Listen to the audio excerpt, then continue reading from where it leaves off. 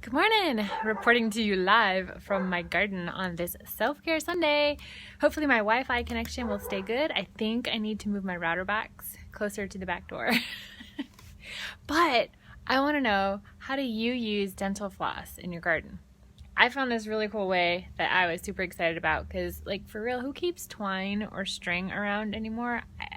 I'm not a crafty person, so it's not in my drawer anywhere.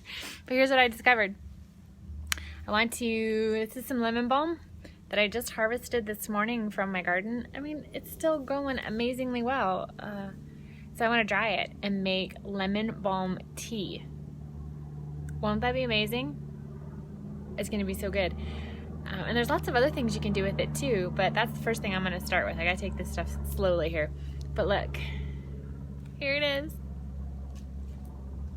This is how I bundle it so that then I can hang it. Dental floss. I'm a genius. I'm an absolute genius. But here's the thing. What I'm curious is too, and I have this little tree, like ornament tree that I use for all kinds of random stuff, and this just gets wrapped around there. But I'm curious like about using it for a trellis. Like if I did just put some poles in the ground and then did some dental floss on it. I'm curious if that would be a natural pest repellent. What do you think? Because if I got the mint, I have the mint flavored one here, and it's waxed. So I'm curious if that would work. I mean, because the bugs don't eat mint. I haven't found, I mean, there's some random thing that eats mint, but I don't see that attacking the string. But bugs don't like it for the most part that I've found. So wouldn't that be cool if that worked? So there's a thought for you. And behind me, you see this wheatgrass. This is the second growth of this wheatgrass. And you know what it's sitting in? Let's see here. I'll show you.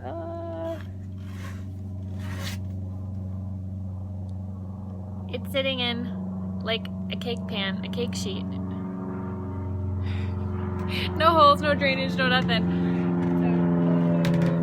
So I just put it in there because I was looking for something. They say it doesn't need a lot of dirt, and it grew. So I think it's a little thin. I didn't grow real thick, and I don't know what to do about that. But it's pretty cool. So I harvested it once, and then that's the second growth. And then I guess it's gonna go into compost. But because I get 2 growths out of it, I had these seeds ready to go. So who's ever grown wheatgrass at home? I mean, I know you can get it at the grocery stores. It's like kind of expensive. It's not necessarily the best stuff either.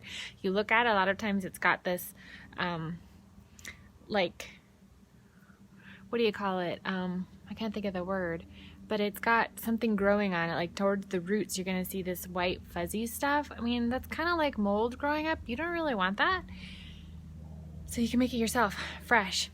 But I had all these extra seeds. It is, Whole Foods has them, bulk stores, you know, it's hard red winter wheat, and that's what you make wheatgrass out of. And then for the Rejuvelac that I've been making, you make it with soft white wheat berries.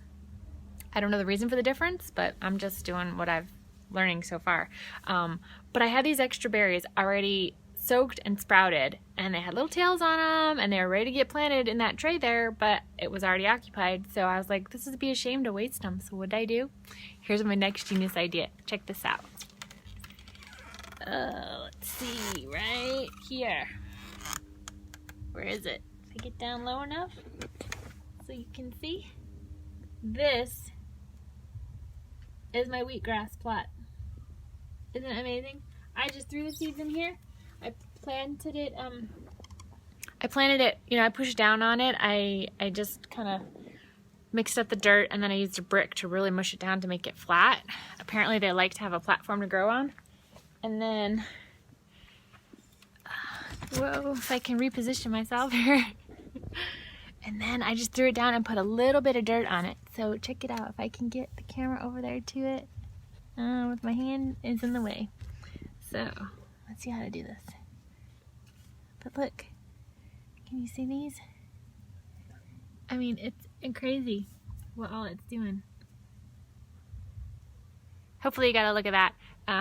because I don't want to reverse the camera angle, because every time I do that, I change the direction, it cuts off, and then the audio is not quite right and all. So, but it's amazing. Oh, Nicholas has discovered my dental floss. They like dental floss. Dogs like dental floss.